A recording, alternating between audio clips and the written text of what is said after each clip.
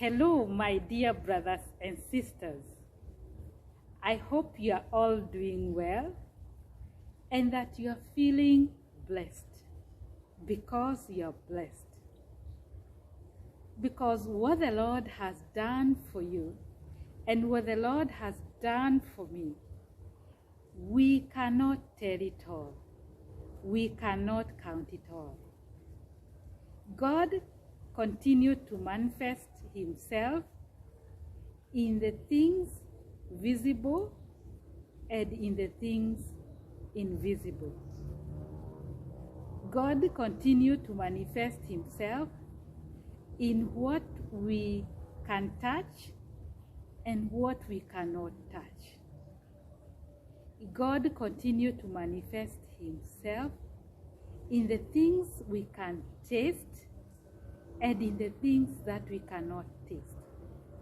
Because God encompasses all that there is in the universe, and humanity is part of the universe. So let us continue being grateful to God despite the challenges, despite our circumstances in life. And somebody would challenge that, as we said last week. There are so many things that are happening in our world, and especially just to name the pandemic from March 2020. Life as we knew it, as normal, changed drastically for us. And we started hearing words and phrases that before we rarely used. A word like mask, sanitizing, social distancing are so much in use today than in the past years. A mask today means so much. And I know you, like you and I, we rarely even thought of a mask unless we are dusting the house or we are working in the hospital or something like that. But before March 2020, a mask was not a common thing. To hear the word social distance was not something common. Now today we reflect on the significance of a mask in our spiritual life. There is a popular saying here that if life gives you lemon or lime, make lemonade and refresh yourself. That is to suggest that in everything that we may call bad, that we may call unpleasant, there is something positive disguised in what we call bad and what we call unpleasant. So a mask, many people I know, like, we feel uncomfortable with the mask. For myself, when I go out, I'm always longing to come back in the house to take off the mask. Because even when we are communicating, we feel like we are not communicating properly. We feel like we do better without it, and that is for fact. And then the other point is that we take time to identify the people that we know.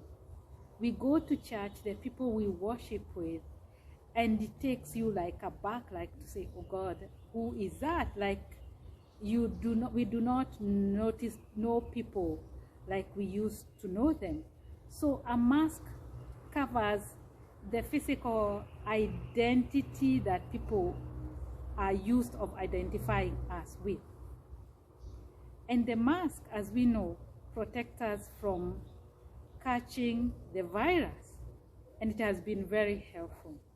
But I said, what is significance of mask in our spiritual life? And as I reflected, I thought, let me share with you this. I felt like it is an invitation for us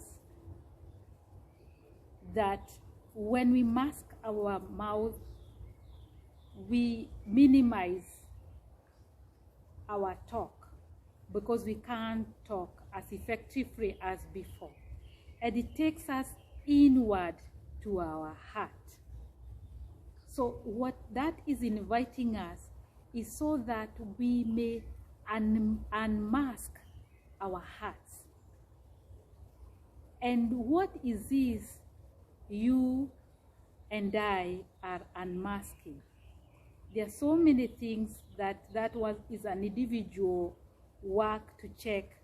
What do I need to unmask in my heart so that I can hear the voice of God? Because when you are masked, you are not able to talk. And so that we can communicate with God.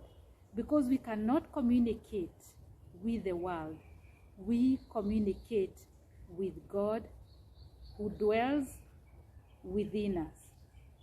Since we are the temple of God and God dwells in us, then when we unmask ourselves, we will hear and communicate with God. We will be attuned and inclined to God. But that is an individual work for each and everybody to check, what do I need to unmask so that I can embrace God. So for this week, let us reflect on that. There are so many elements that we need to unmask. We may choose to unmask the unforgiveness that we have, unmask what is lies deep within our hearts, so that we can embrace what God is inviting us to. So have a pleasant week as you unmask your heart, and with a grateful heart that we thank God in everything, and we learn to see God even in those hard situations of life.